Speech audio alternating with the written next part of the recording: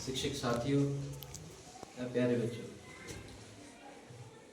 आज हमारे बीच में जो जैसे कि आपको कैरियर गाइडेंस कार्यक्रम के उपलक्ष्य में हमारे अतिथि डॉक्टर पूनम आर्य और फार्मासिस्ट श्री लोकेश कांडवाल जी उपस्थित हुए हैं। ये आपको थोड़ी सी जानकारी देंगे कि कैसे हमने जो है अपने भविष्य को संवारना है, कैरियर को लेके क्या क्या जो आपकी मंशाएं हैं, जो आपके सवाल हैं, वो आप उनसे पूछ सकते हैं। एक आपको रास्ता बताएंगे कि किस रास्ते पे चल के आप मंजिल को पहुंच सकते हो।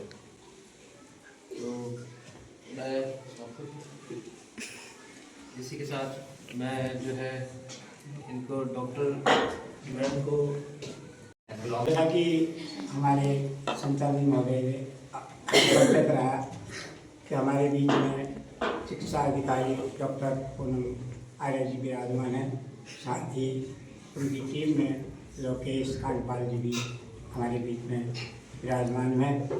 तो मैं विद्यालय परिवार की ओर से इनका स्वागत अभिनंदन करता हूँ।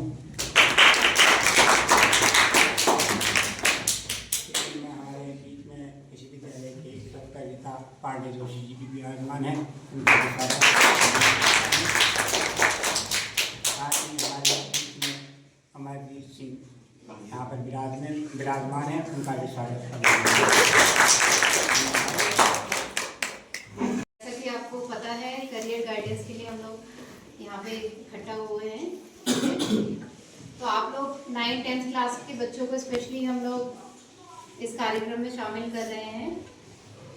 तो इसका एक उद्देश्य है कि आपका हाई स्कूल विद्यालय है, तो इसके बाद आपने दूसरे विद्यालय में जाना है, क्या क्या सब्जेक्ट लेने हैं, क्या क्या विषयों का चुनाव करना है अपनी रुचि के अनुसार, और आगे आपने जो सोचा है अपने भविष्य के बारे में, उस दिशा में क्या क्या सब्जेक्ट लेके आप वहाँ तक पहुँच सकते हैं। तो इसके बारे में आपको गाइडेंस देना है। तो उसके बाद थोड़ा हमारा व्याख्यान रहेगा, उसके बाद आप लोग की क्वेरीज भी लेंगे, कुछ क्वेश्चन बच्चे पूछना चाहेंगे आप लोगों में से, तो आप पूछ सकते हैं। जर्नल स्टडी कर रहे हो, ठीक है, तो लगभग उसमें से 90% जो एग्ज़ाम्स थे वो उनका बेस वही रहता था, ठीक है। तो जो भी बच्चे हैं अगर वो नॉर्मल सब्जेक्ट भी ले रहे हैं तो उनसे भी सिलेक्शन होने की, कॉम्पिटिटिव एग्जाम्स में सिलेक्शन होने की चांसेस पूरे रहते थे।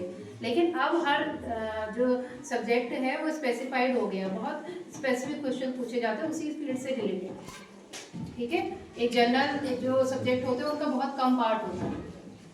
तो इसलिए अब ये डिसाइड करना अभी से अर्ली स्टेज में ही कि हमें क्या करियर चुनना है वो बहुत ज़रूरी हो गया है। कंपटीशन भी बहुत ज़्यादा बढ़ गया है, बच्चे 9-10 से ही कोचिंग वगैरह और हर चीज़ तैयारियां करने लगे हैं उस हिसाब से कि आगे जो भी उनको करियर चूज़ करना है, ठीक है। सबसे पहले हम बात करते हैं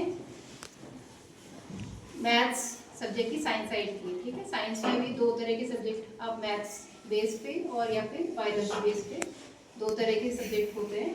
तो बायोलॉजी बेस पे अलग तरह के करियर आगे हो सकते हैं और मैथ्स बेस पे अलग तरह के करियर हो सकते हैं। एक जनरल, तो देखो जनरल करियर्स तो हैं ही, वो मैं लास्ट में आपको बताऊंगी, ठीक है। अभी स्पेसिफाइड हम सब्जेक्ट पे चलते हैं। जैसे मैथ्स वाले स्पेसिफिकली जो है इंजीनियरिंग और जो वाणिज्य का क्षेत्र है, हमारा कॉमर्स का क्षेत्र है, ठीक है। कॉमर्स सब्जेक्ट आगे जाके भी अलग होता है, ठीक है, 12th में, और फिर बीकॉम वगैरह जो आप करते हो वो भी स्पेसिफिक अलग होता है। लेकिन अभी जो बेस आपका 9-10 है वो मैथ्स होना ज़रूरी है, ठीक है, इसके लिए।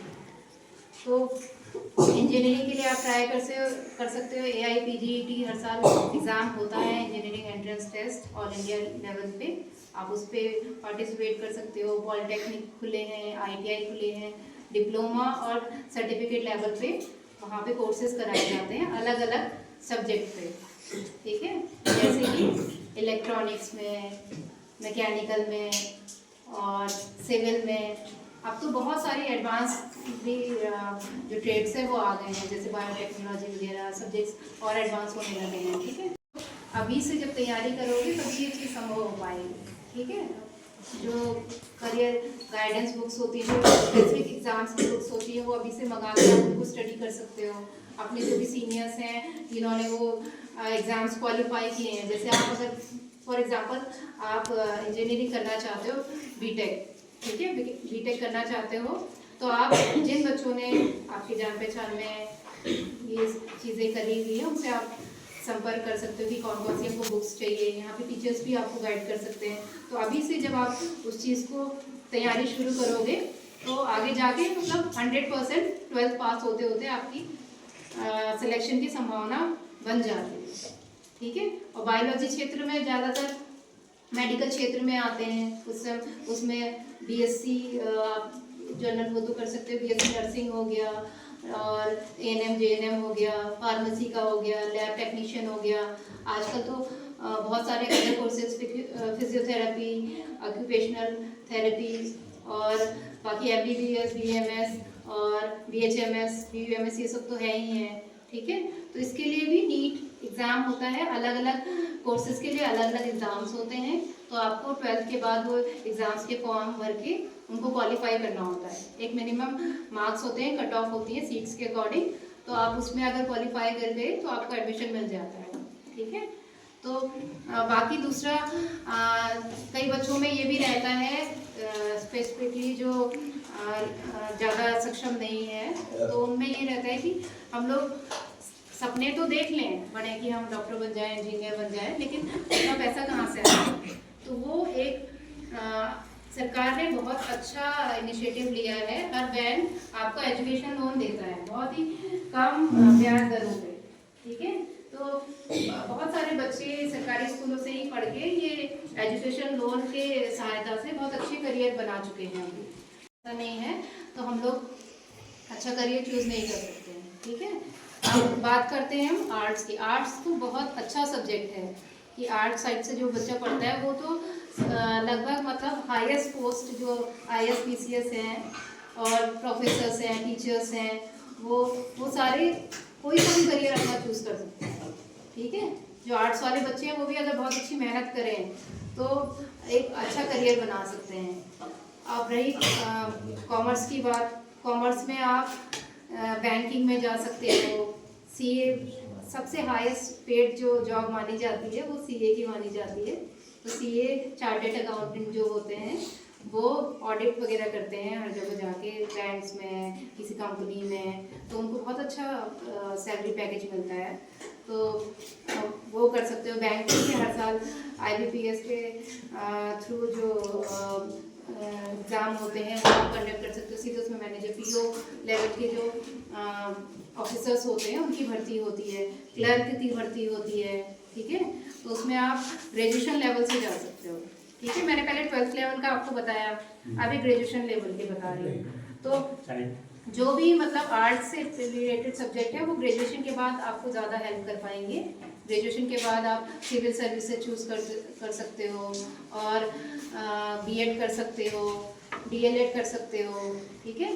तो ये सब चीज़ें आप शिक्षा के क्षेत्र में आने के लिए कर सकते हो, ठीक। और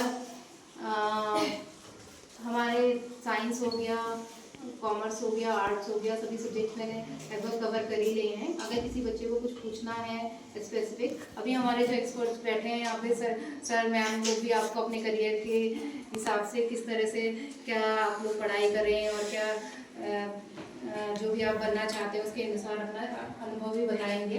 हमारे साथ फार्मासिस्ट हैं हमारे लोकेश कांडपाल जी, वो भी अनुभव आपसे शेयर करेंगे। आप लोगों को अगर पूछना हो कुछ तो आप बता सकते हो। सबसे अभी से सोचना कि हमें क्या बनना है, ठीक है। फिर उसके बाद गाइडेंस तो साथ साथ मिलते जाता है, साथ साथ चीज़ें बनती जाती हैं। सबसे पहला लक्ष्य है आपका सोचना कि हमें क्या करना है। जिसके माइंड में ये क्लियर होगा कि हमें क्या बनना है तो वो ज़रूर बन जाएगा।